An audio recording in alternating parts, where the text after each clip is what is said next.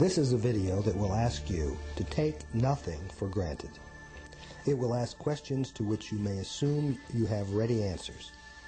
Our first question is, do you assume man has landed on the moon? If your answer is no, then this video will surprise you. If you do not take for granted that men have in actuality flown to and landed upon the moon and then flown back to Earth safely, then you are a true skeptic, and you will appreciate this video's powers of rational questioning, its scientific show-me, prove-it style. It's both unexpected and refreshing. On the other hand, if you answer yes to the question, have men actually flown to and landed upon the moon and so forth, then this video may irritate and annoy you. The handheld camera shots are not Hollywood lighted and not pre-staged. They are raw, ill-lighted, and shot under the glare of federal officials and their guards whose eyes, in some cases, blaze with hatred and contempt and the urge to arrest and officially punish. So we apologize in advance for a lack of slickness. In fact, roughness is the form true investigations and evidence usually takes. Evidence is neither huge nor glaring, and it can be small and hidden and difficult to see. And often, as you will see in this video, evidence of government lies are kept from the public's eyes behind wires, stone walls, and gates of secrecy. So instead of looking for the slickness that professional image makers have taught us to believe is truth, look instead and listen to a video that does not attempt to form your thoughts and control your thinking. This is a video that provokes your thought. It asks the unaskable questions and does not take governmental answers as gospel. So if your answer is no, I am in doubt about a man on the moon, then here is some of the evidence that you may wonder about. And for you who say, yes, I saw the moonwalk on TV, we simply ask that you suspend your annoyance with our improper questions while you see this video to its conclusion.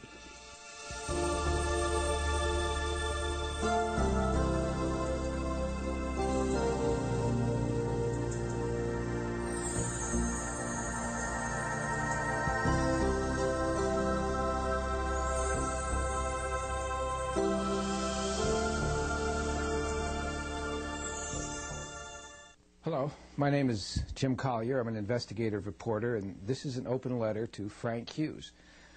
Frank Hughes is the man in charge of astronaut training at Johnson Space Center in Houston. He trains the astronauts now, and Frank, you trained them back in 1969 through 72 in the Apollo mission, so you were the expert that I got when I called NASA and spoke to Audrey Schwartz in the press department and said, I need an expert to answer some questions, and you've been very kind in answering. But here is the entire problem, or as much as I can get into this 2-hour tape.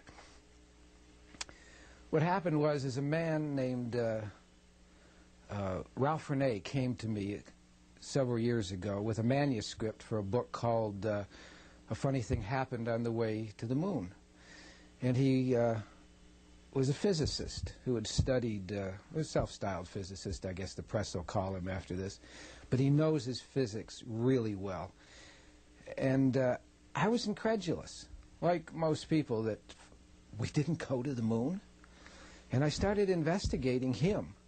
And then I found out that he got his information, or a lot of it, from a man named Bill Kaysing, who worked for Rocketdyne as a man who wrote scientific papers for the scientists, and he had a gray pass, which meant he could go anywhere and see anything. And he saw a lot of propulsion experiments, etc. And he wrote a book called We Never Went to the Moon. Astronaut James Lovell of Apollo 13 called Kaysing a wacko for claiming we never went to the moon. Kaysing, who's been investigating NASA for 20 years, is suing Lovell for libel. The trial takes place October 7th in Santa Cruz, California. Kaysing analyzed NASA photos and came to the conclusion they were all taken on Earth. The results have been printed in media around the world. Notice the upper right-hand corner of this photo. It was supposed to have been taken on the moon, yet the ceiling beams are clearly evident. Here's a close-up of those beams. In January 1997, London-based Fortean Times printed an analysis of NASA's film footage by award-winning British cinematographer David Percy. Percy came to the same conclusion as Bill Kaysing. All the photos were faked. Both based their conclusions on shadows running in the wrong direction or running in two directions at once, indicating spotlights were used. The sun also appears to be originating from a spotlight, as there is a halo around it. There can be no halo where there is no atmosphere. Percy is doing a BBC documentary on all this, and it will appear in London and around the world sometime this year. He's an award-winning cinematographer who is writing a book called Whistleblowers, and it should be out in 1997. This famous shot is in almost every NASA book. You can see in the faceplate that the astronaut taking the photo of this astronaut has no camera, and the camera is shooting down on the head of the astronaut, making the camera at least 8 feet high. That's impossible. They were both on level ground in front of the spaceship. This famous shot is filled with anomalies, including tracks on the moon's surface. You can see the antenna on top of the crosshair, and the crosshair is etched into the camera. Couldn't be there. And just above this crosshair, the picture is airbrushed out. This famous rock has a Roman numeral C on it. Could not happen. And it also appears to be sculpted or paper mache'd. How can you have a round rock where there's no atmosphere, wind, rain to round that rock? So I went to investigate the LEM, that strange contraption that supposedly landed them on the moon. It never flew on Earth, Frank. It never flew on Earth. So I said, well, who invented this thing? I went to Grumman Aircraft, and they're in Bethpage, Long Island, and I said, give me all the material that showed how this was developed, what thought went into it. And so when it crashed on Earth and never flew once, I said to myself, why would the astronauts' wives let them go to the moon and test it out there? I mean, you'd have to be wacko to do that. And a funny thing happened, Frank. They told me all the paperwork had been destroyed, that all they had was some PR pieces, a couple of photos, not even photos, they had drawings. I found that incredible. You spent $30 billion to go to the moon, and all the paperwork's been flushed down the toilet. So I went to the archives in Washington, and I went to the archives at NASA, and I went to you. There's no paperwork. The man who invented the LEM should have won the Nobel Prize. His paperwork on what made him think this would work should be in every museum that NASA has, but it's nowhere. And so the taxpayers spent $30 billion, Frank, on what half the world thinks is a hoax.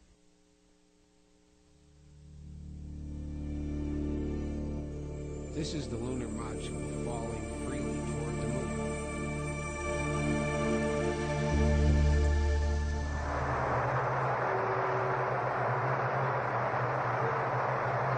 Okay, Jim, it was a little rush, but we got it done. Roger your 5-5, Jim, and we're sailing free. One, stand by one, Jim. Okay. You look just as pretty in Earth light as you do in sunlight.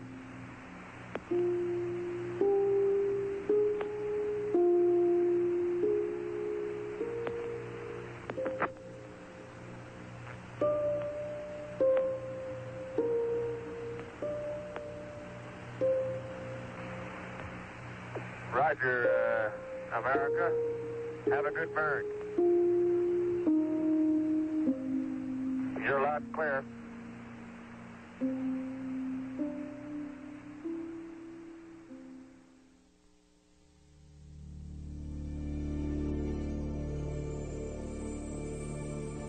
Frank, let's start with this book by Jeffrey Kluger. It was on the Apollo 13 adventure, and Kluger worked with astronaut James Lovell and with NASA, and so I assume everything in here is as accurate as that investigative reporter could be.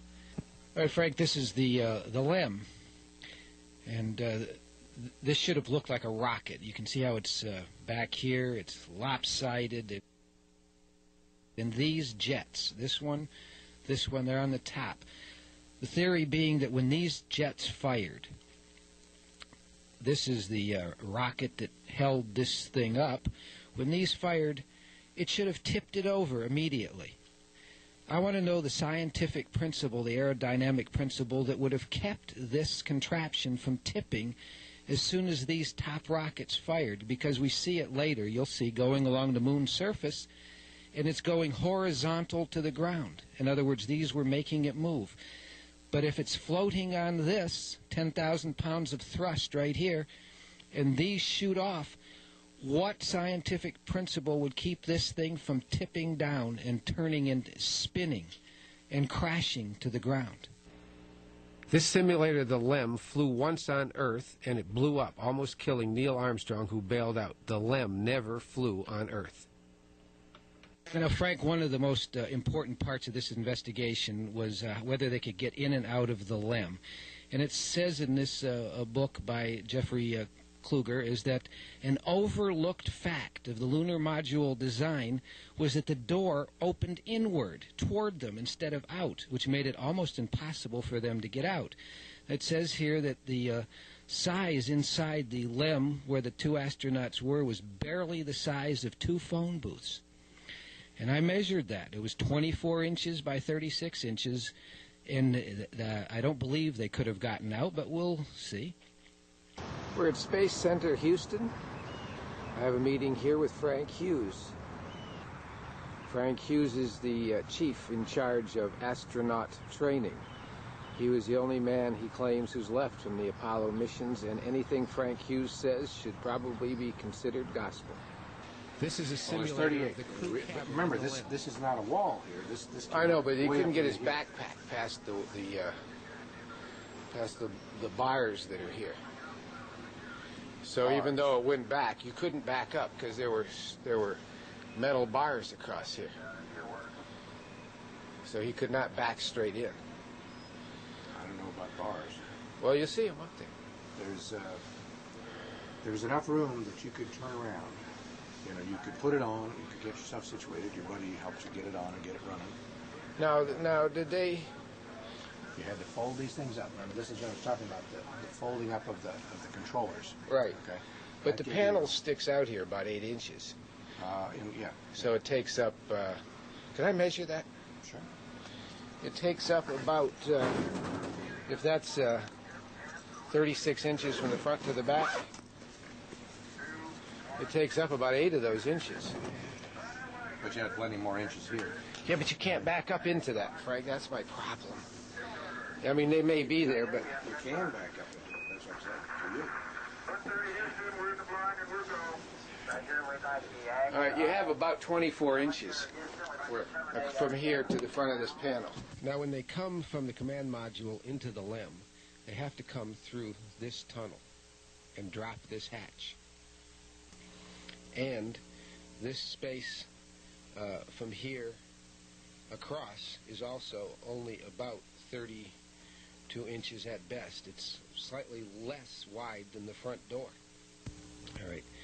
Here is where this is half the section. One man stands here, his feet are rooted to these, this holds him from floating down here, these sections. You'll see it in the video. This is half the door, about 18 inches. And from the front to the back is about 32 inches, because when the doors open, the door hits the bulkhead in the back. This right here keeps them from backing up into this bell area with their backpacks on, and they stow their equipment up here. So it's hard to back up in here. This curve is equal with the floor right here. So they can't get into this section at all. And you'll see that there's wires and wires and tubes here keeping them from They have to watch where their feet go. So it's so tight in there that two men in full suit with backpack cannot move. I misspoke. The door is actually 16 inches wide here. Half the door, it goes 32 inches to the bulkhead in the back. And you can see on the sides that it's filled with instrumentation, and you can see the bell here goes up 18 inches. And they were laboring under the suitcase-sized backpacks that they would have to wear on the moon, and that they had to crawl out on their hands and knees, and that they had to waddle. They were so puffed up, ballooned up is the words. They're in their backpacks, ballooned up in their suits. Here it is here, balloon-like suits, laboring under their backpacks, that they had to waddle in there, Frank. In other words, they couldn't bend their legs. They couldn't bend over in the middle. Under 4.5 pounds of pressure per square inch in their suits. And so there's a real question as to whether they could get out of that limb or not.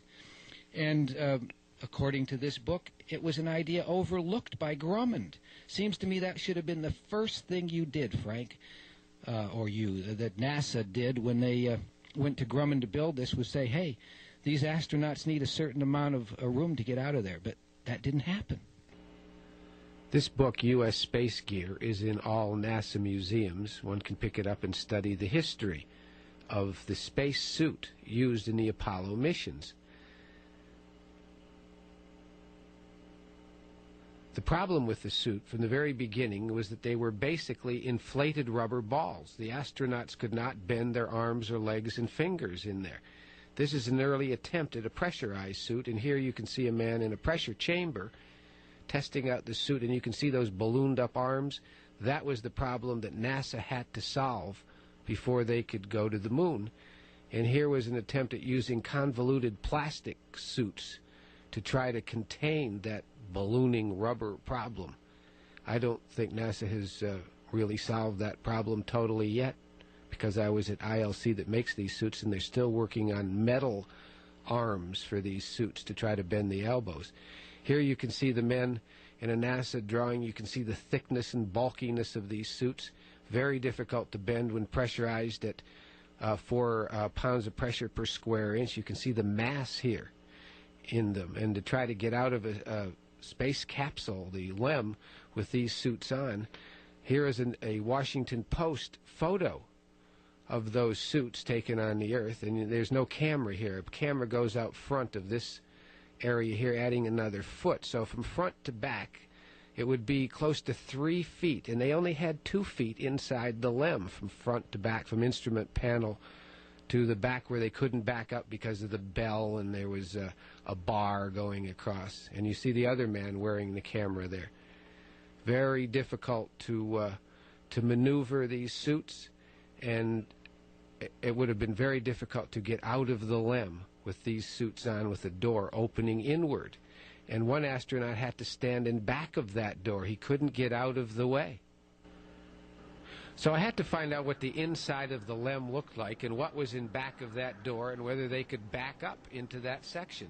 So I went to the Space Museum in Washington, where Alan Nadell, the curator, promised an hour of his time and a cherry picker to get up here and look at the inside of the LEM. We're looking through a glass window through the door. That's a 32-inch door, and you can see the wires and tubes back there that the astronauts would back into if they backed up in that little 24-inch section. Up top there you can see the bar that keeps them from backing into the bell section behind the 24-inch section in back of the door.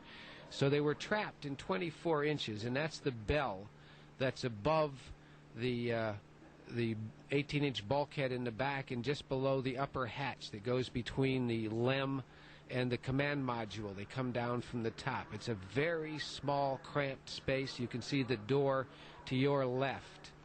That's above the bell. That's the bell.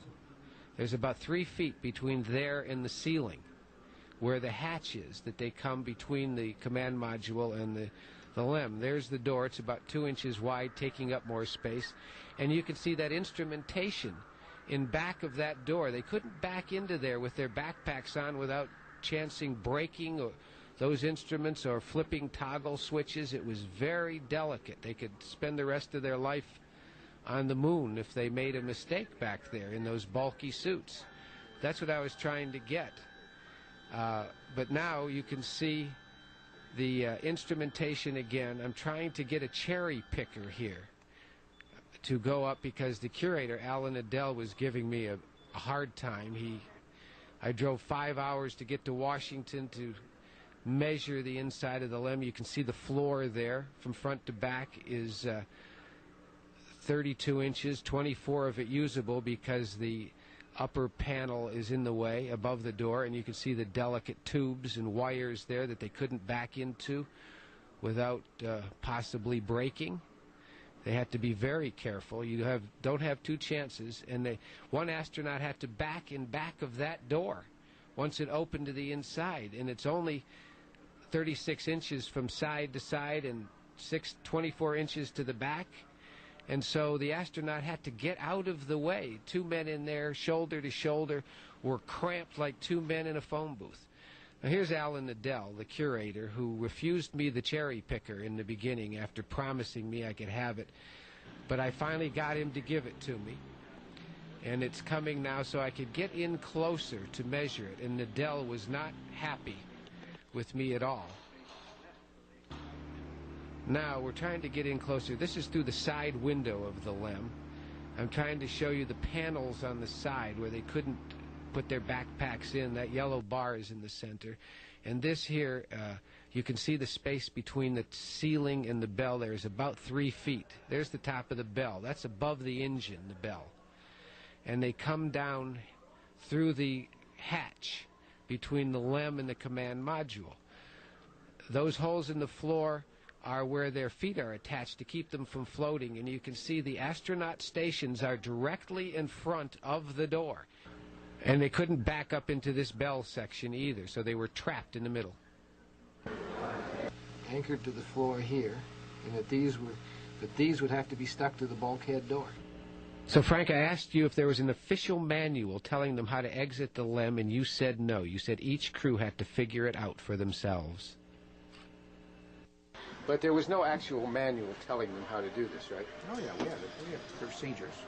But in a manual somewhere I could get a copy of? Sure. Do you have a copy of it? I don't personally. We can look for one. I mean, we had checklists for everything. But you don't remember what it was? There was no standard? Yeah. Each crew pretty much had their own deal. Frank, each move of the crew was choreographed to the second, and yet nobody told them how to get out? That's an incredible statement to make.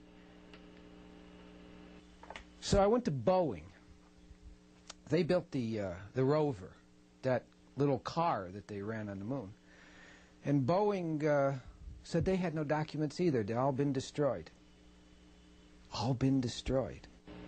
You're looking at the rover, and you can see all the equipment on the front. It could not double over in half. All right, Frank, now you told me that the rover was not folded over when it fit into the LEM. We'll get to that later, but I want to show you this here now. You can see here in the NASA drawings that the wheels are folded up and it is folded over in the middle. In fact, it looked something like that, folded over, and the wheels fold up.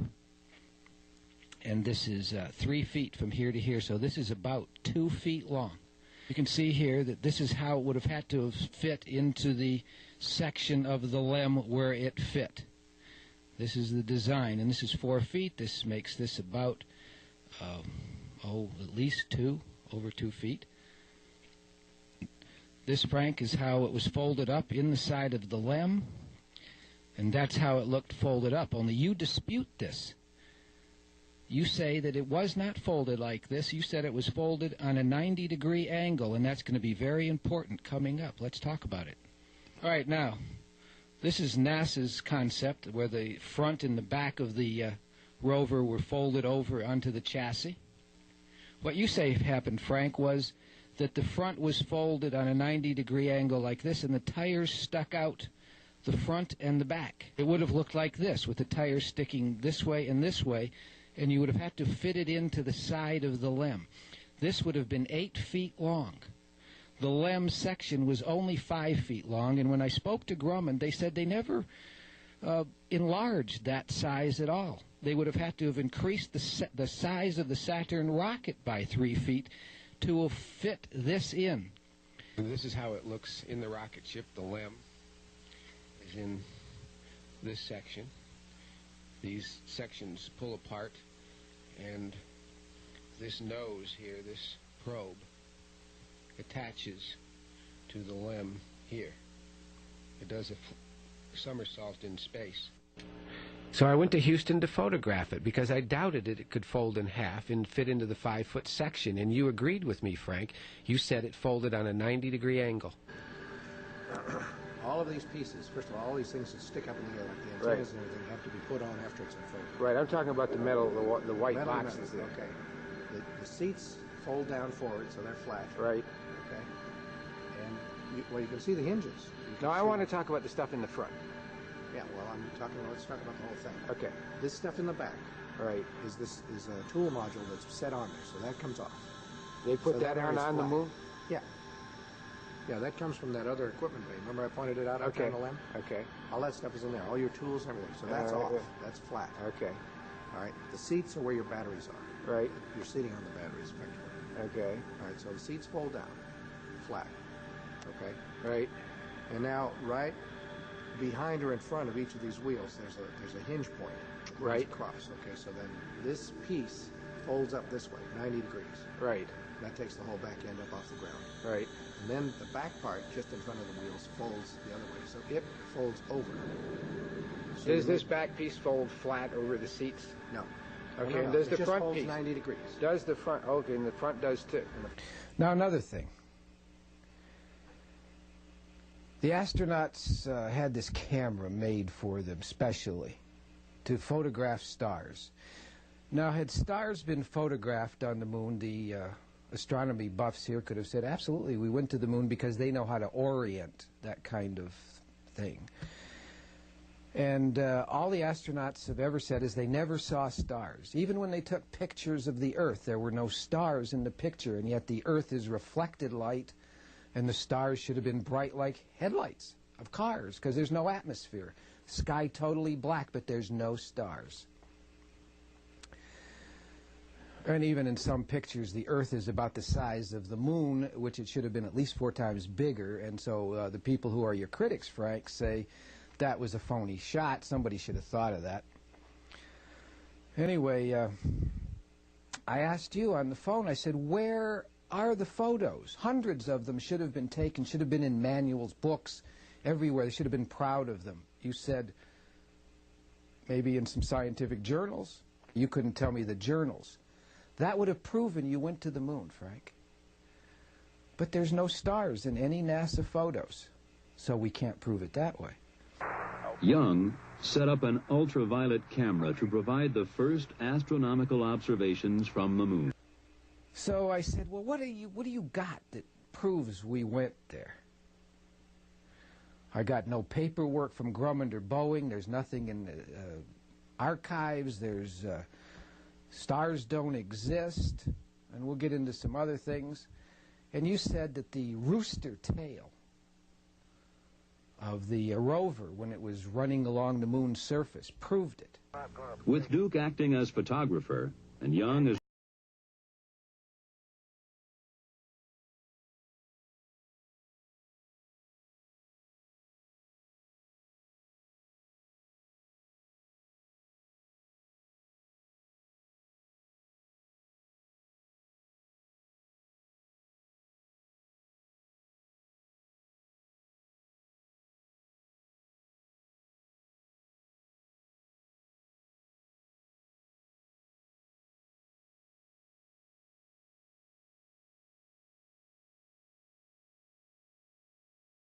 Come on back, John.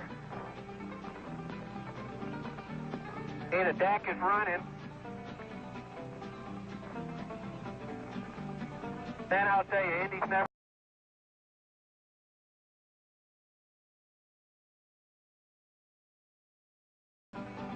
He makes sharp turns.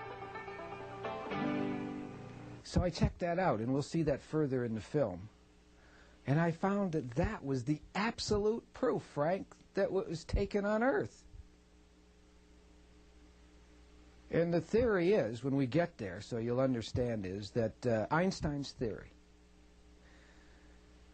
and remember, the moon has gravity.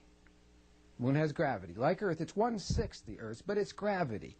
And you can see in the NASA videotape that I'm about to show that everything looks pretty heavy. I mean, once they got that LEM into gravity, it would have operated just like Earth gravity and been subject to the same effects. So when the rover spits dust out of the back, the law is that, the physics law is, that as fast as that dust or dirt, whatever it is you were spitting out of the back wheels of that rover, should have fallen to Earth at the same speed that it went up, because there's no atmosphere to stop it.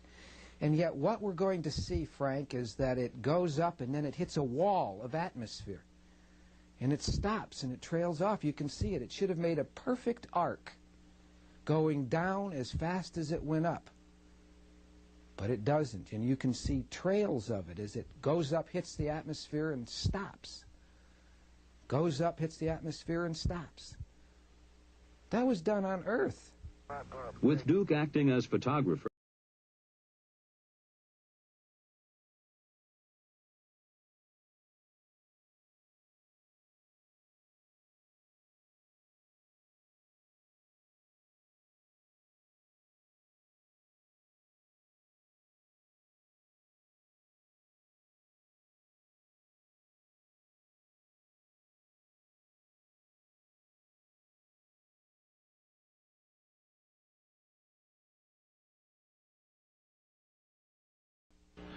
All right, Frank, let's study this carefully. It's very important because what we have here is no atmosphere and 1/6 gravity. This rooster tail should probably have gone up 60 feet in the air, and yet it only goes up maybe less than 10 feet, and it creates waves. You'll see them go up, waves. It doesn't make an arc like it should. The theory being, see that wave? That's because it hits atmosphere and stops. The sand, the dust. Those particles should have kept going because nothing should have stopped it, but it hits resistance. And you can see it go, and they don't go up very high for no gravity. So let's take a look at this again. I mean, this is a very important point. This whole car, this whole rover problem, the side of the LEM was only 5 feet high. And yet, when this car was folded on a 90-degree angle, it would have been anywhere from 8 to 11 feet long, Frank. It could not have fit in there. And later we're going to see, when they take the LEM in Apollo 15 out, the rover out of the LEM in Apollo 15, you don't actually see them doing it. You obscure the photography so you can't see them take it out of the side. Now watch here. We're going to have those waves. A body in motion tends to remain in motion unless stopped, and the only thing that could stop this soil would be atmosphere. And that right there, those waves are where it hits the atmosphere and stops, Frank. I want to know what NASA scientific principle says that that's wrong. How on the moon could it create a wave like that? The dirt should have gone all the way through in a perfect rainbow arc. Watch again. It's very important. See those waves coming back in? Waves, lines like on a graph, telltale signs that it's hitting a wall of thick atmosphere and the dust is being suspended in it. They should not be there. You have to explain to me how they could possibly be there in no atmosphere to say that you were on the moon. And this was your definite proof, you said. You hung up on me at this point. You were exasperated and said you wouldn't talk to me anymore because I didn't believe that this was real. Let's take one more look at it. like on a graph. There's a wave. The dust particles go up and get stopped. This was your proof. And this is my proof that it was taken on Earth.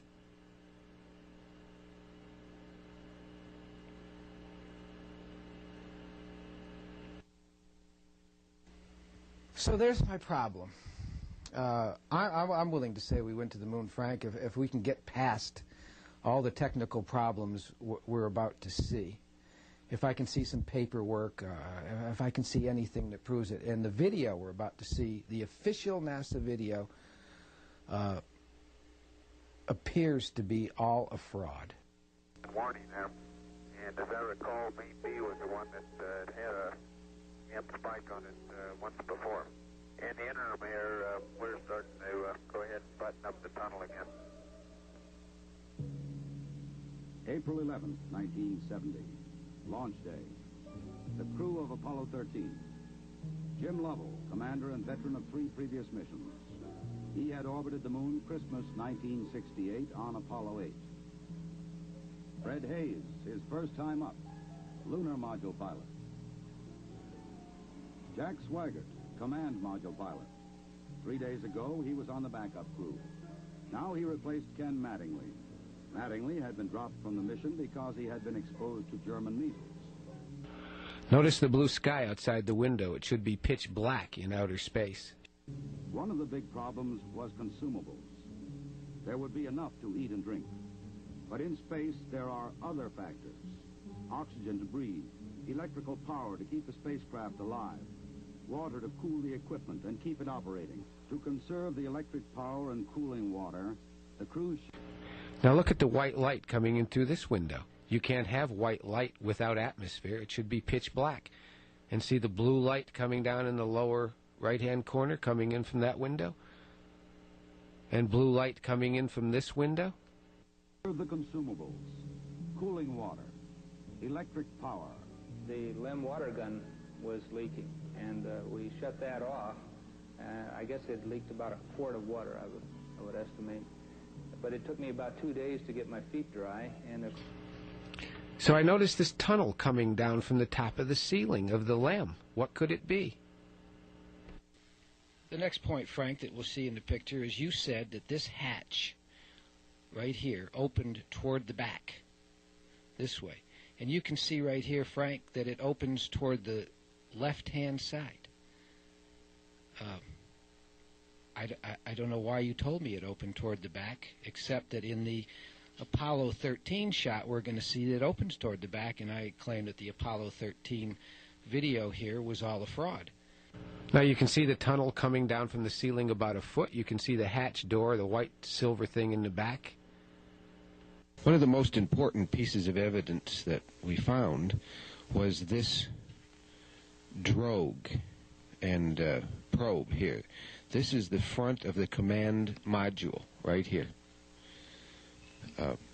This here part is called the probe. It attaches to the LEM and pulls the two together in space. This is the opening to the LEM tunnel, and I measured it. It's only 27 inches across, although NASA says it's 32 inches across. And there's metal connector boxes in there. In the end, it was only 24 inches of clearance. This is an artist's concept of what it looked like inside. The astronaut is in the command module, and the probe and the drogue is in the LEM, and they have to go between the two. He has to take that equipment out of there. And so when I measured it, it was 27 inches across, and with the boxes inside, the drogue connector boxes, which you'll see, it only had 24 inches of clearance, and 24 inches, and a man in a blown-up spacesuit trying to get through that tunnel, he would have torn his suit. It would have been a very tight squeeze, but you'll see in their simulator it wasn't. What you see here is the drogue. This is the part that fits into the tunnel of the LEM before they open the tunnel. This is the probe attachment that fits into it from the command module, pulls the two together. This is the command module, which we just showed you, and you can see here the latches attached to this metal ring around the outside. Very important. So in Washington, I videotaped it, and you can see a box inside there that connects the probe, and it looked like it was only about 27 inches wide. So I tried to get over there and measure it, but Alan Nadell would not allow me. When I got this close, he forced the cherry picker away and said, "You cannot measure that hatch." Alan, I wanted to get that hatch, and it's really important that I get the size of the width of that hatch, and we do have a few minutes to get it. Is there any reason why I can't?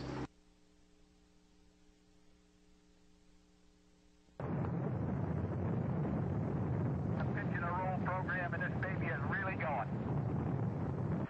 The next day, Pete Conrad and Alan Bean entered the lunar module, leaving Dick Gordon in the command module. This tunnel is much too wide. The real tunnel is only 24 inches. I measured it. And the top hatch, you can see it comes down. I reached inside in Houston here, Frank, and I got the camera in. You can see that it is attached to the left and that it's only about an inch down from the ceiling. That inch is very important. You couldn't waste 10 inches of space, and yet in the simulator in Apollo 13, you will see that the tunnel comes down about a foot. It's not the same tunnel, and that this attaches to the left-hand side, not to the rear. Therefore, the Apollo 13 shots had to be taken in a simulator and not in the real LEM. And you can see that this hatch opens to the left. There are too many rivets and no connecting latches in this tunnel.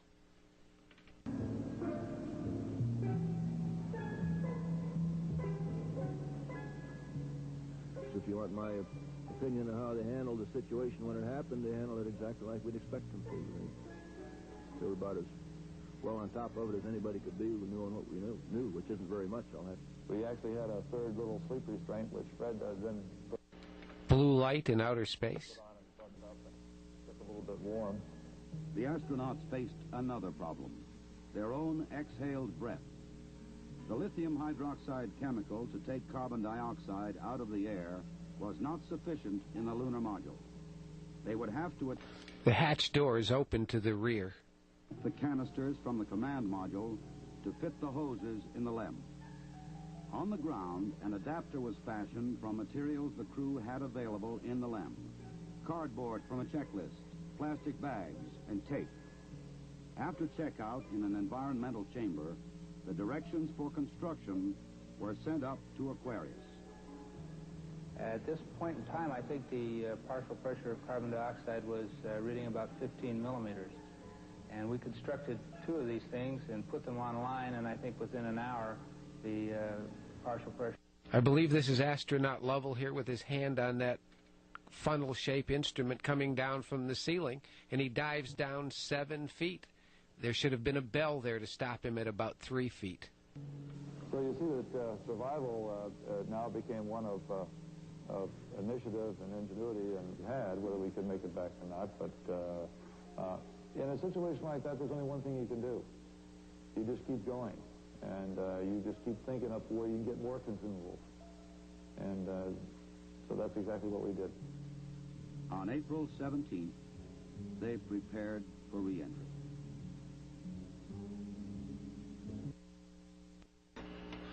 Let's talk about hypergolic fuel, which was used in the LEM. Unsymmetrical dimethylhydrazine and nitrogen tetroxide came out of these side thrusters. These propelled the LEM horizontally along the surface of the moon, and yet we never see the dark red opaque smoke coming out of these rocket thrusters or the one on the bottom.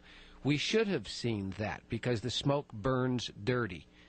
So I asked you about that, Frank, and you said if it had hypergolic fuel, and so it with hypergolic fuel is opaque when it burns.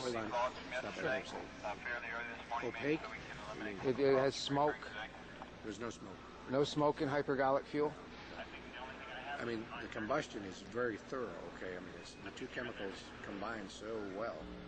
Frank, the chemicals don't combine well. They burn terribly dirty and opaque. If you look at it, there's a real problem. problem with seeing it, but you don't see any, except at the initial start of a blast, you know, when it fires, before the mixing gets complete.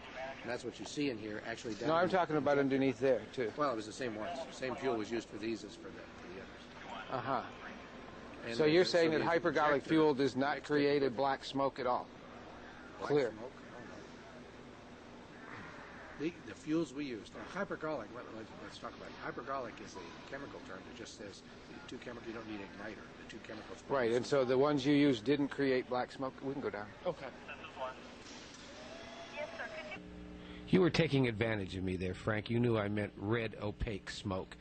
But you did say that when these rockets blasted off, the beginning smoke should have been opaque, dark, because it didn't have complete burning. And yet we do not see that in these three blast-offs, Apollo 15, 16, and 17.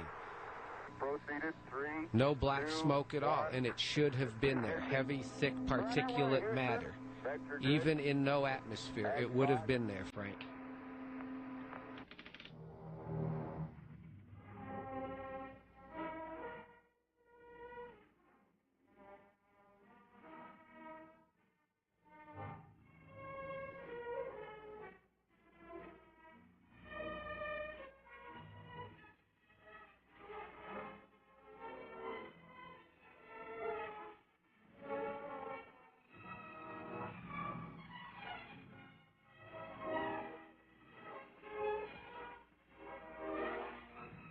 Neil Armstrong, Michael Collins, Edwin Buzz Aldrin. It's 250 degrees in the sun on the moon. How could this footstep have clumped the soil and stuck together without moisture? Hey, loud and clear, Houston, how are you?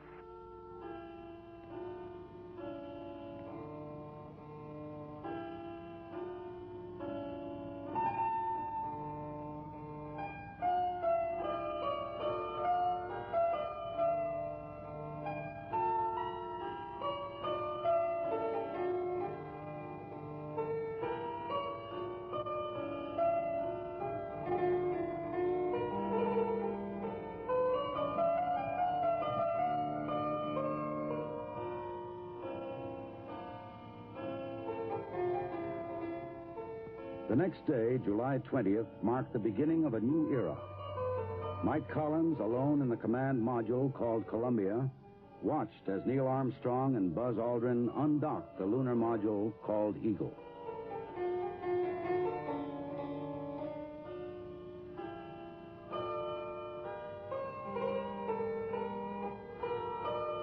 As the Eagle rotated slowly, Collins inspected it carefully. For now it was time for the descent to the surface of the moon and into history.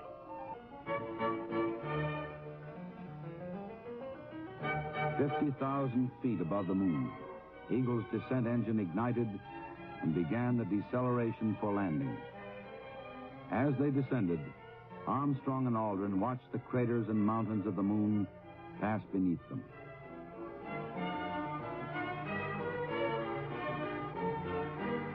Go for landing, over. Roger, understand. Go for landing.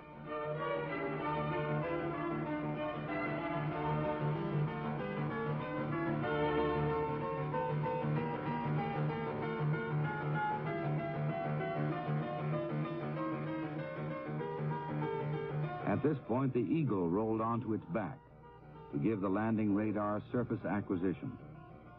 Now the crew was flying blind until the slow pitch maneuver brought the lunar horizon to their view. 100 feet, 3.5 down, 9 forward. 5%. How many bites? Okay, 75 feet. Starts looking good, down a half. 6 forward. 60 seconds. Lights on. 6. Down 2.5.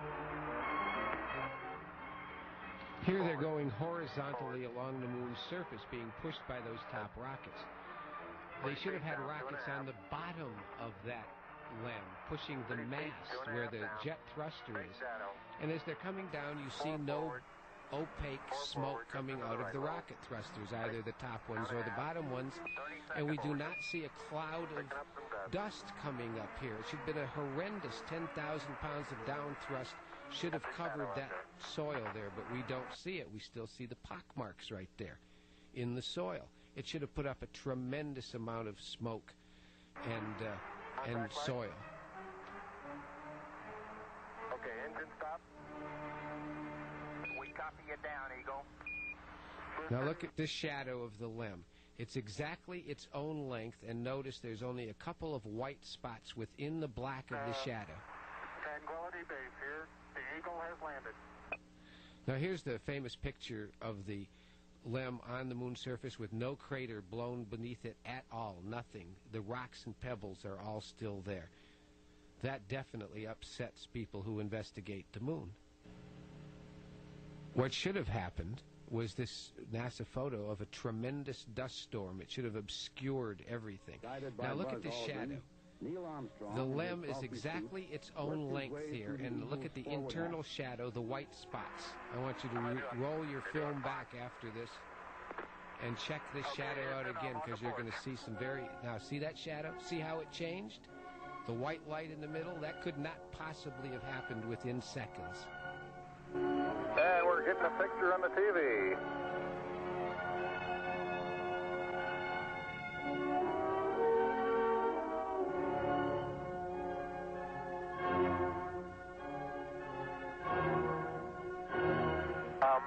At the foot of the ladder, the LEM footpads are only depressed in the surface about 1 or 2 inches. There it is again, the wrong shadow. Look at your original shadow.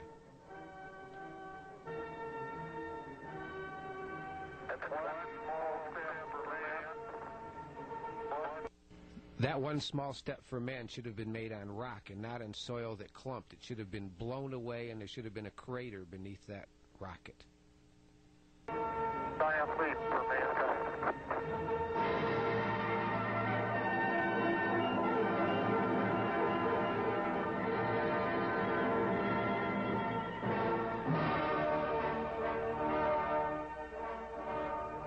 There seems to be no difficulty in moving around as we suspected. It's even perhaps easier than the simulations of 16G that we performed in various simulations on the ground.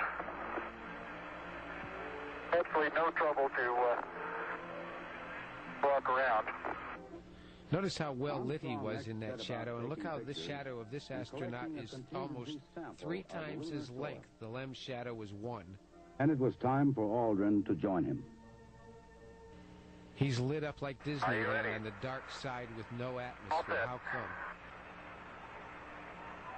Now I want to back up and partially close the hatch. Making sure not to lock it on my way out. Particularly good thought. That's our home for the next couple hours. We want to take good care of it. There you go. Okay, now I think I'll do the same.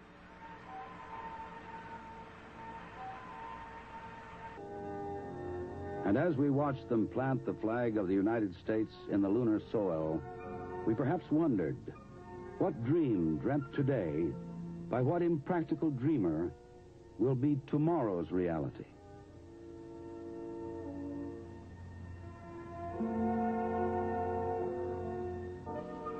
This video is what first made people believe we didn't go to the moon. You can see right through the astronauts as if they were ghosts. It appears to be superimposed and not real. All right, you do have to be rather careful to keep track of where your center of mass is. Sometimes it takes about 2 or 3 paces to make sure that you've got your feet underneath you. And about 2 or 3 or maybe 4 easy paces can bring you to a fairly smooth stop. Like a football player. You just have to put out to the side and cut a little bit.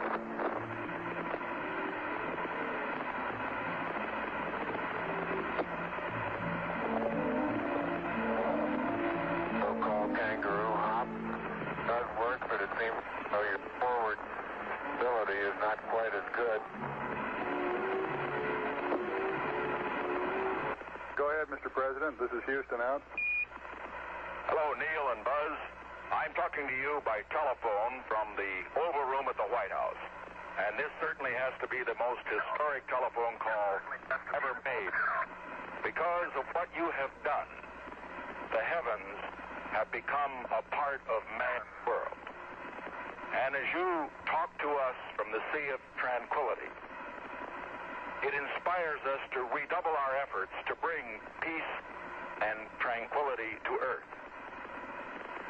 For one priceless moment in the whole history of man, all the people on this earth are truly one. One in their pride in what you have done, and one in our prayers that you will return safely to Earth. Watching their loping, skating stride, it was as though we peered through a lens that distorted time itself.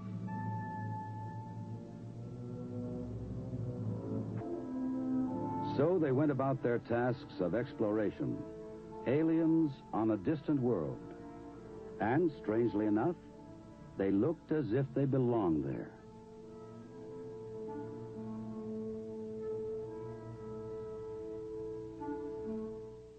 And here's that famous photo again. They're on the moon. You can see that the ghost in that picture has no camera. He should have been totally clear. And he's about 18 feet away. And the camera is being taken from a down angle above the astronaut. That's impossible with a camera on the chest of the man taking the picture. You have approximately 3 minutes until you must commence your EVA termination activities. Over. Roger, understand.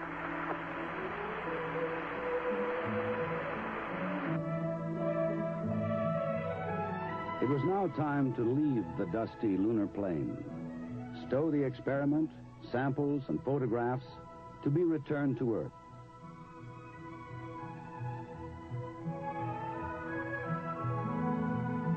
Verified secure. Next, jettison the now useless equipment, clean house in the Eagle, and rest for the next day's liftoff and rendezvous. All right, I found a strange phenomenon in this takeoff. The foreground at the lower left-hand side never seems to move, although they're taking off straight up. They shouldn't be taking off on a horizontal line. Now watch that crater, and down at the lower left-hand corner in the light, it doesn't move. It doesn't change in size.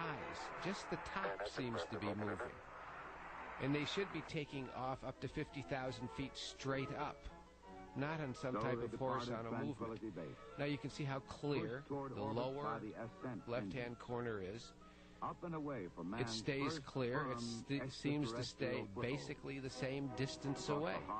The top just seems to be flowing into the center of this picture. You can still see it absolutely as clear, absolutely the same distance away down on the bottom. And they should be going straight up. And what is that white thing that just went across?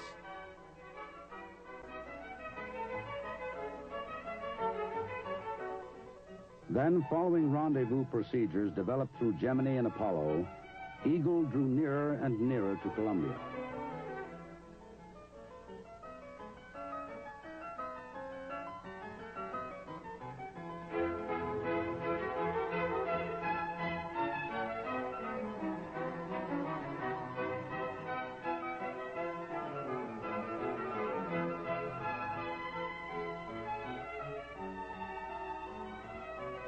Alone in Columbia, Mike Collins watched the Eagle's climb, its flashing beacon of friendly signal.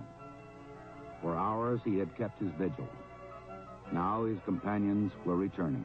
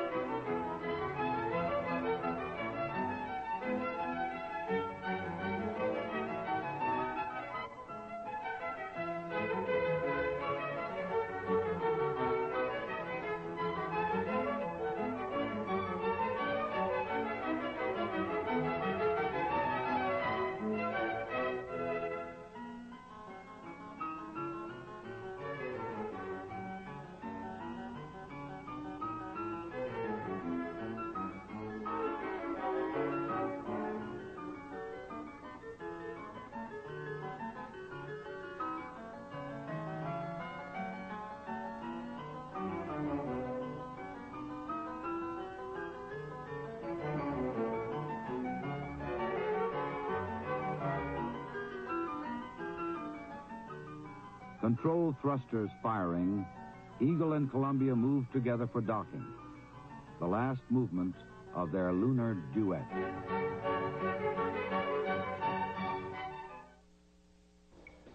Charles Pete Conrad, Richard Gordon, Alan Bean.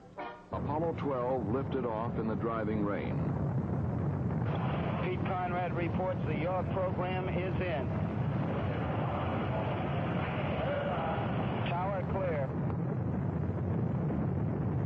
Pitch in a roll program, and this baby is really going.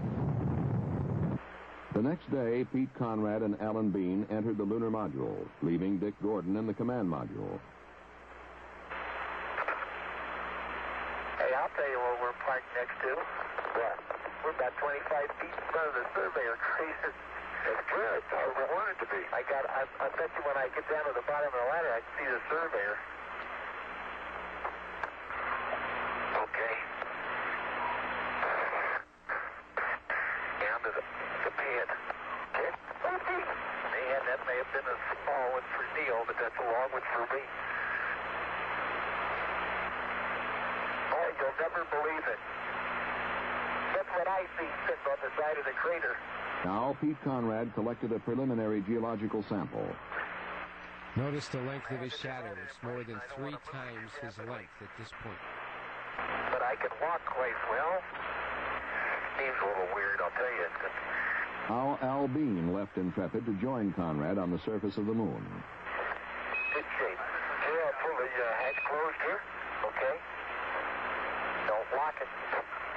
How did they get this kind of lighting on the dark side of the LEM with no atmosphere? The river cone over there. And we're about almost 2 hours now. That's at least 30 minutes up there. It's going to take longer than we expected. How does the sun have rays with no atmosphere and perfect seeming in each photo?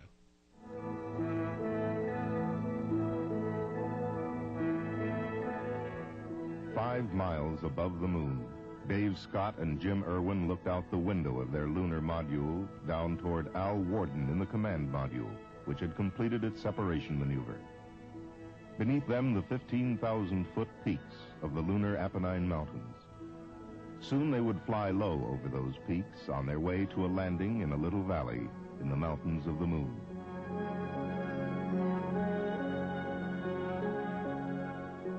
Coming up on pitch over. 64. Okay. We have LPD. LPD. Coming right. Out their window, they could see the sinuous meanderings of the lunar canyon known as Hadley Rill as they brought their lunar module, call sign Falcon, toward its landing, and the beginning of what would be one of the most significant chapters in the history of scientific exploration. Here they're moving horizontally along the ground in very precision, slow motion. The 10,000-pound thrust rocket below them is holding them up from falling because they weigh many tons. And the top thrusters have to push them. Those rockets, those top thrusters should have been on the bottom, pushing that mass. But they're not. That's a very big question in the development of the LEM. I want to see how they figured the top rockets wouldn't have tipped this over. And now they stopped it. So precision, and it's coming down. And you can see this pudding effect of the moon's surface. And you see these light rays starting to come, but they're not dust because they don't cover anything. You can still see the pudding underneath. It isn't covering, and it isn't coming from the rocket center, which is in the center of your picture. It's coming somehow from the front, and nothing gets covered up. And there's no corona of dust thrown out here from the rocket, and there's no fuel. Is on the plane ahead. I can see Pluton and Icarus. As Scott stood describing the craters and mountains, we on Earth perhaps did not yet realize the scope and extent of the coming mission. Aboard the lunar module was a small dune buggy-like car called the Lunar Roving Vehicle, or just plain Rover. The astronauts would travel miles in collecting samples and placing and conducting experiments. There are no sharp, jagged peaks. There are no large boulders apparent anywhere. The journey of Apollo 15 had begun 4 days earlier, July 26, 1971. The crew, Dave Scott, spacecraft commander and veteran of Gemini 8 and Apollo 9. Jim Irwin, lunar module pilot, who would explore Hadley Rill and the Apennine front with Scott. Al Warden, command module pilot, who would remain in lunar orbit operating an extensive array of cameras and experiments and making observations. Hello, Houston. The Endeavour is on station with cargo, and what a fantastic sight. Oh, this is really profound. I'll tell you, this is absolutely mind-boggling up here. Gentlemen, I can well imagine that a foreign planet must be a weird thing to see. Their first job was to get the Watch them take the rover out of here and see those wheels flop. That would have probably broken them. All the photo or video of this is fuzzy and obscured. It's all we have of NASA trying to show this rover coming out of the side of the limb, and for sure, it was not folded on a 90-degree angle. Like soft powder snow. Next, the astronauts tried out the rover. During this test drive, one failure showed up. The rover was designed to steer through both its front and rear wheels. I don't have any front steering, Joe. Like this rear steering, Dave. Yeah. In use, the absence of front wheel steering would hardly be noticed. Then they loaded the equipment they would need for their geological survey and boarded the rover for their first exploration.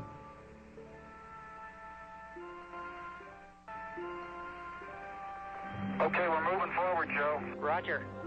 They were headed toward St. George Crater, located on a mountain slope above Hadley Rill to the south of the landing site.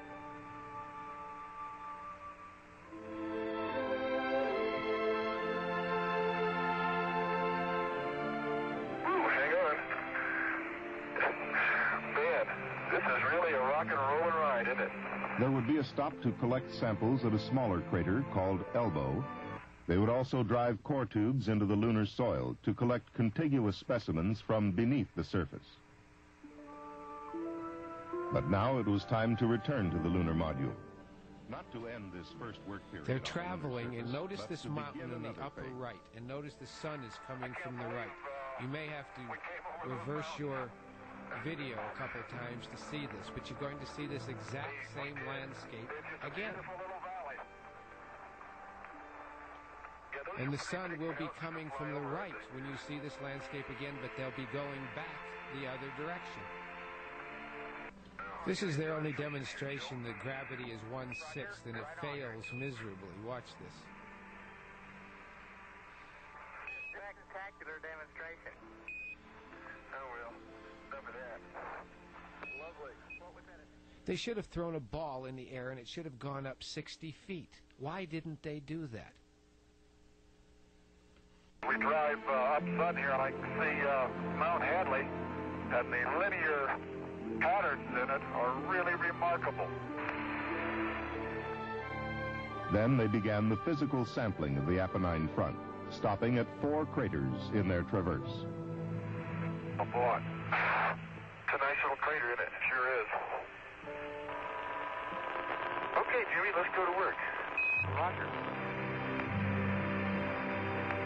Look at that. Almost see twinning in there. Guess what we just found? I think we found what we came for. Crystal and rock, huh? Yes, sir. You better believe it. 196, a special bag. Yes, sir. Joe, this crater is a gold mine. And there might be diamonds in the next one. Yeah, babe. Collection bag, probably before you go much longer. It's coming very loose there. Okay. Coming very loose. Let me do it right now, Joe, so we don't forget it. Roger, we sure don't want to lose that one. I don't know what we'll do without you, Joe. Now their day is over and they're traveling home, but the sun is still coming from the right and the mountains are still exactly the same as they were. This appears to be a stage set, somewhat like a movie, a cowboy movie, where the horse is moving And the background is on different. your next trip. It happens on all the rover trips. Making me seasick. What do you expect traveling on the Maury? Oh, what a big mountain that Hadley is. Yeah, it's beautiful. Sun is really fierce. Oh, look at the mountains today, Jim, when they're all sunlit. Isn't that beautiful? Really is. By golly, that's just super. You know, unreal. Dave, I'm reminded of a favorite biblical passage from Psalms. I look unto the hills from whence cometh my help. But of course, we get quite a bit from Houston, too. This appears to be high noon on the moon, 250 degrees in the sun. They should have cooked and baked inside that limb. And Eastman Kodak told me that film melts at 150 degrees. None of the film taken on the moon at this type of temperature should have survived. It should have been crisp like in an oven and curled and melted. 171 hours and 37 minutes after they had lifted off the planet Earth, Scott and Irwin would lift off its sister planet, accompanied by a musical salute they themselves would provide from a small tape recorder on board. Good liftoff, automatic.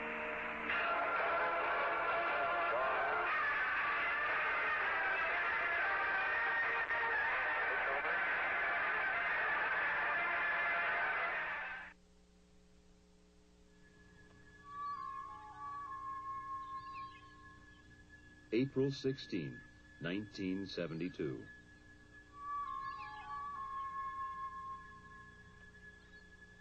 Apollo 16, man's fifth lunar landing, sat silently on the pad awaiting its mission.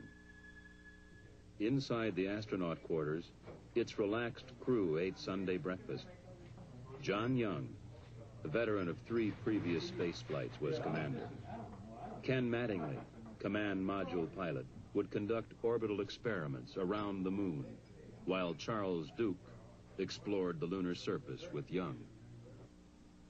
April 22nd.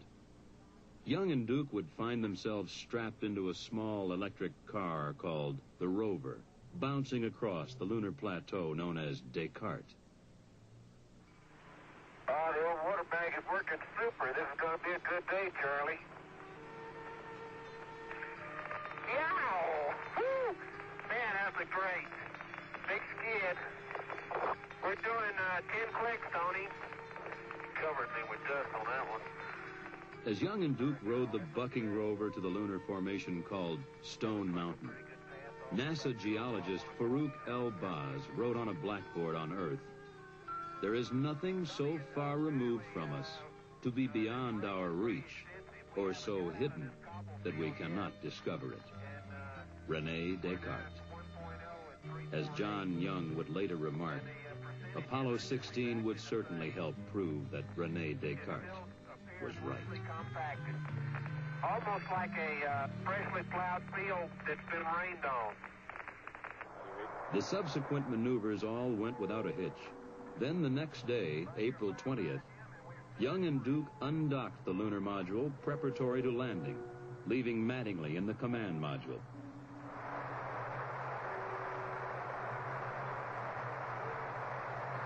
Okay, Jim, it was a little rush, but we got it done. Right here, 5-9, Jim, and we're sailing free. Stand by one, Jim. Okay, we're on time. The next maneuver was for Mattingly to burn the main engine of his spacecraft to put it into a circular orbit. The first step The Earth in is the 4 times problem-solving larger technique. than the moon. And Stabilize the situation in the safest even manner. smaller than Get the the moon. 2 That would spacecraft, be which had impossible. separated, close enough together to dock, if necessary. Here they are landing, and you can see the pudding effect of the soil. And now you see those strange, what I call special effects light rays. If that were really sand, it would be covering up all of that, which is beneath it. But it doesn't fill in holes, doesn't cover mounds. And it looks like light rays photographed underwater, not dust being shot away at a 10,000-pound thrust rocket engine. And you can see here, nothing gets covered up, nothing changes when it lands. There it is. Oh, Ryan is finally here, Houston. Fantastic. The original plan had called for Young and Duke to get out and explore shortly after landing. However, the near abort had lasted 6 hours. The tired astronauts would sleep. April 21. Mission Commander John Young stepped onto the Descartes formation, 11:58 a.m. Eastern Standard Time. They are mysterious and unknown Descartes. Island Plains.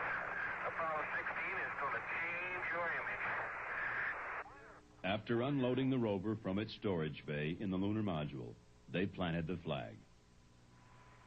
Hey, John, this is perfect with the LIM and the rover and you and Stone Mountain. And the old If a flag. 165-pound man with an 80-pound backpack on the moon weighed about 40 pounds and 1/6 gravity, this proves that white men can't jump on the moon either. There we go. Good. Young set up an ultraviolet camera to provide the first astronomical observations from the moon. On the moon, the astronauts continued with the other experiments.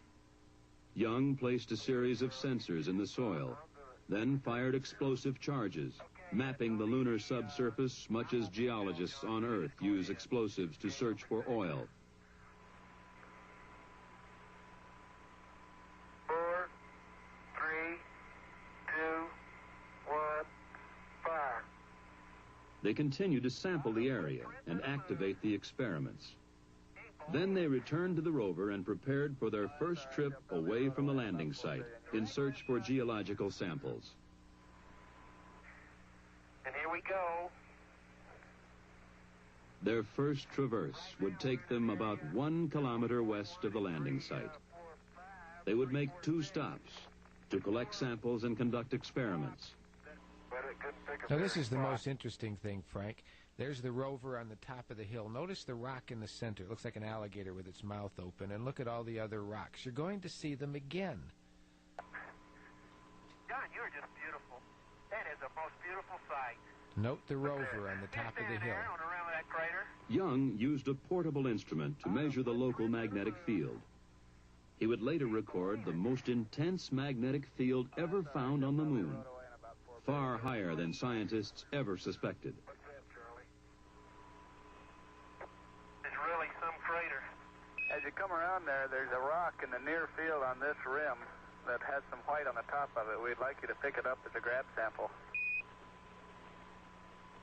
This one right here? That's it. This one right here? That's it. You got it right there. There would be one more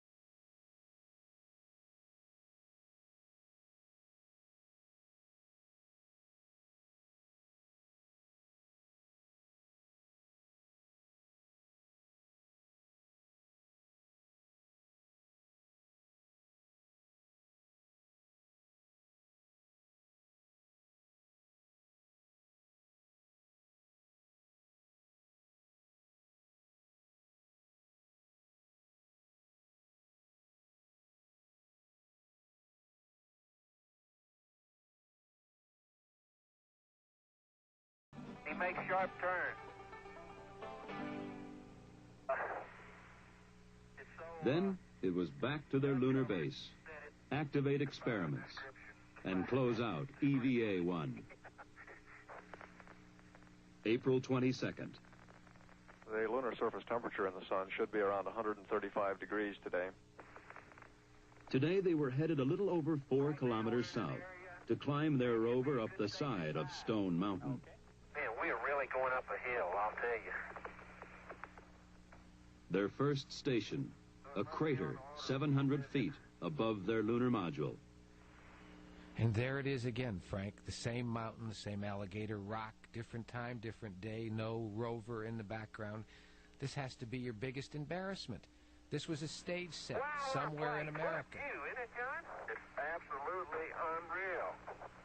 They should have caught this, but they didn't. If there's ever proof that you faked all of this, this frame alone would do it. Shot somewhere in the American desert. It's all showbiz, Frank. Today, men first left the protective atmosphere of Earth to walk in the vacuum of the moon. And we may wonder, will our lives ever be the same? Will future generations look back from the Earth, from another planet, from another star, and say, this was the beginning? But those future generations, Frank, are going to look at that moon, and they're going to say, why didn't they ever throw a ball in the air and make it go 60 feet? 6 times what we could have thrown it on Earth. That would have proven there was no gravity. And why, as Jules Verne suggested in his epic about going to the moon, didn't you put reflectors up there? Reflectors would have been seen by observatories and astronomers from the Earth till the end of time. Why didn't someone do that? So I started thinking about that, and I started thinking about the space between the moon and the Earth, outer space. And that got me to the Van Allen radiation belt. So I went to the World Atlas by Rand McNally, and this is what we found. We found that the Earth is covered with layers of atmosphere. That's the difference between the Earth and the other planets in the universe. And the atmosphere protects us. The ozone layer is what keeps the ultraviolet rays from the sun from killing all the organisms on Earth and destroying the Earth entirely. Then there's the stratosphere. It covers a certain amount of space, and the mesosphere, and you can see those squiggly lines. That's radiation from the sun. That radiation is deadly. It will kill.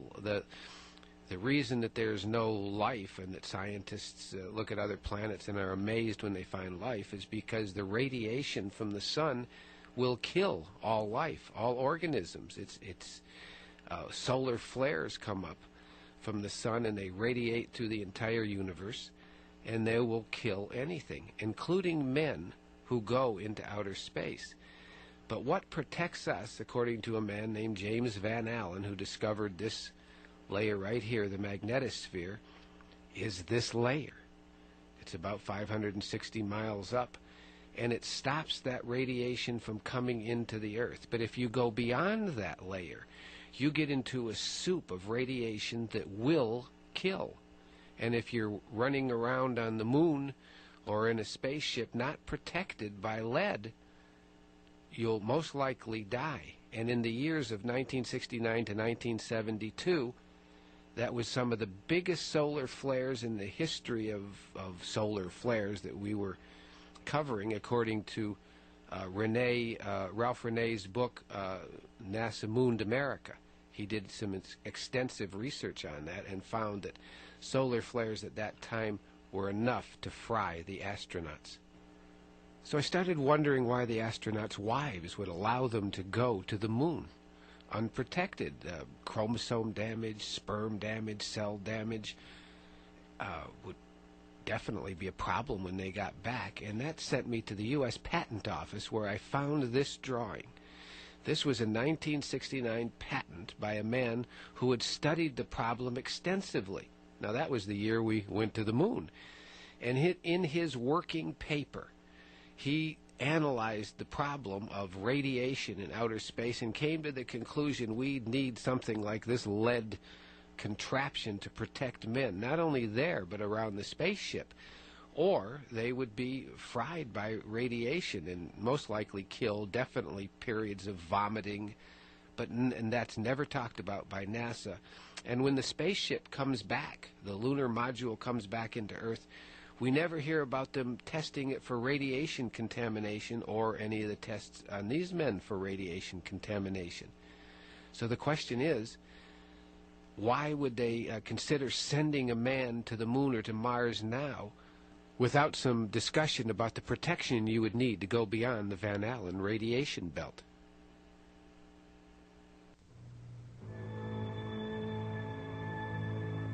Over 3 billion years ago, life first appeared in the seas of an infant Earth.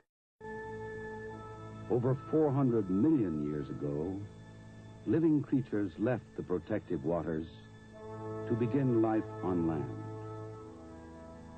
About 2 million years ago, the earliest man walked upright on the land. 204 years ago, James Watt made improvements to the steam engine and began the age of technology, forever altering the course of man. 66 years ago, 2 men named Wright again changed the pattern of life on this planet. I have a few notes here I want to add. In the final analysis, it appears to me that the major media and the scientific community at the time of the Apollo flights abrogated their duty to ask critical questions. I suspect that the politically charged atmosphere of those times, that is, to beat the Russians to the moon by the end of the 60s, caused NASA problems. It is possible that NASA hadn't solved those technical problems by the end of 1969, but they couldn't admit it, or their funding would be cut. All those billions would dry up. In the end, did they have to fake it? So I'm asking you to go to your congressman, go to your senator, take this tape and show it to them and demand a public discussion on this issue. And finally, I want to thank Frank Hughes, who gave freely of his time, and curator Alan Nadell, who did not. Well, I've been glad to help you and to give you an hour of my time and an hour of free staff time to use all of our equipment, and we really wish you the best of luck with your project.